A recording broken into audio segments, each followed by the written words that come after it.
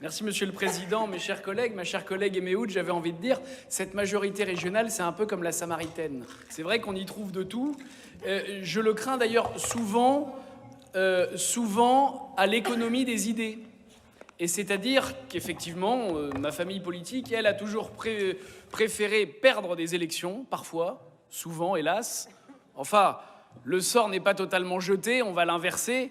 Mais perdre des élections sur nos idées plutôt que de les gagner sur les idées des autres. Et effectivement, cette grande union, cette grande alliance qui va aujourd'hui, alors on ne sait où, je découvre que la secrétaire d'État aux personnes handicapées, je ne sais pas quel était votre handicap électoral, mais ça prête aussi, chef de file de La République En Marche, peut-être, à rejoindre ce grand centre.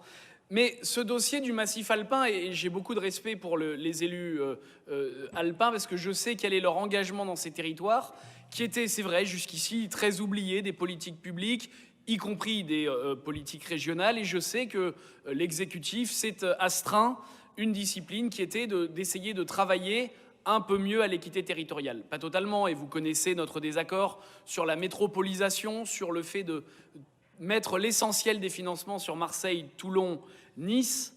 Mais ici, dans ce dossier, il est nécessaire, et c'est très juste et très bon, d'adapter le programme, et bien de relever les taux de financement, puisque c'est ce qui nous est proposé, et puis de verser des avances, parce que l'économie de montagne, nos stations, les organismes publics comme les entreprises privées souffrent d'une situation sanitaire qui n'est pas que l'apanage ou la faute ou la responsabilité, Monsieur le Président, du ministère de la Santé.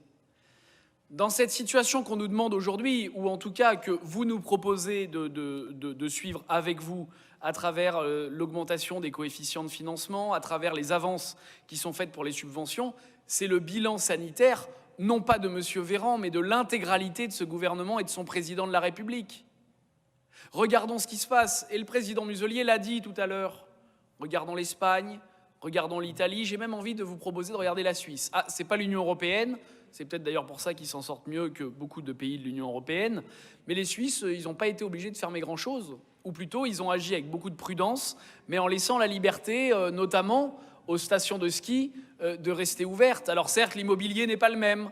Les Suisses sont plutôt dans de la pratique en station, dans des chalets, alors que nous, dans les stations, il y a aussi beaucoup d'ensembles immobiliers, d'immeubles, et qui, hélas, mettent trop de proximité. Mais est-ce qu'on n'est pas aujourd'hui en train de se dire qu'on règle les problèmes directement et uniquement causés par un État qui a été totalement déficient dans la gestion de la crise pour nos stations?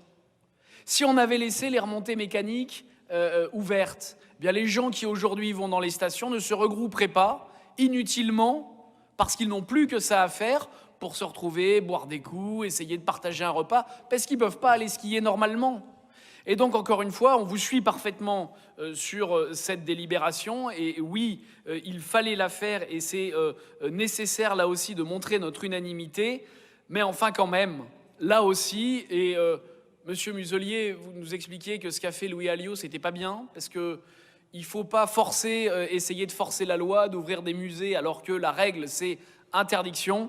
Eh bien, je crois que parfois, c'est d'ailleurs arrivé dans votre majorité, puisque le vice-président Estrosi a voulu interdire, lui, alors pour plein de raisons dont on peut discuter, c'est pas du tout là le débat, les locations saisonnières dans sa ville de Nice. Ça a été aussi retoqué par le tribunal administratif. Eh bien oui, parfois, les présidents des collectivités, les maires, les présidents de conseils régionaux doivent aussi essayer de forcer l'État à revoir ses règles. Ça n'est pas que Véran et le ministère de la Santé, c'est l'intégralité de ce gouvernement et de la République En Marche qui aujourd'hui font crever nos stations, font crever l'économie de montagne, qu'ils arrêtent ces gens-là d'emmerder les Français. Je vous remercie.